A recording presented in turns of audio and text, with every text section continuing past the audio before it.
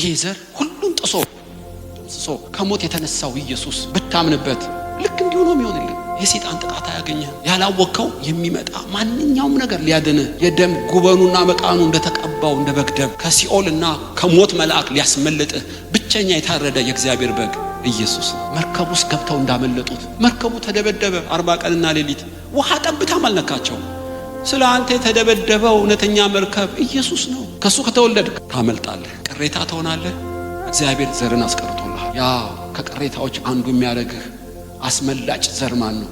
ጌታችን ኢየሱስ ነው። የሞት ፍርሃት ምትፈሪያለሽ እዚህ ጉባኤ ወይስ እንደ ስምዖን በሰላም ሰብስበኝ ነው?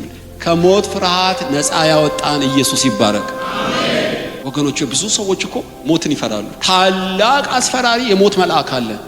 ለኛ ግን ሰበረው። ብንኖር ለአገልግሎት ብንሞትስ የበለጠ ክብር። አቤት! ይሄ እኮ በኢየሱስ የተገኘ ብጽና ነው። ስምሽ በሕይወት መዝገብ በመጽሐፉ ደስ ይልሻል። ከዚህ የበለጠ ምን ትፈልጋለህ? ከማይጠፋ ዘር ተወልደሃል። አሜን። ወገኖች ሆይ ይሄ እኮ መገለጥ ይጠይቃል። ስለዚህ ከዚህ ዘር ከማይጠፋ ዘር ስለተወለዳችሁ ለጌታ ክብር ስጡ።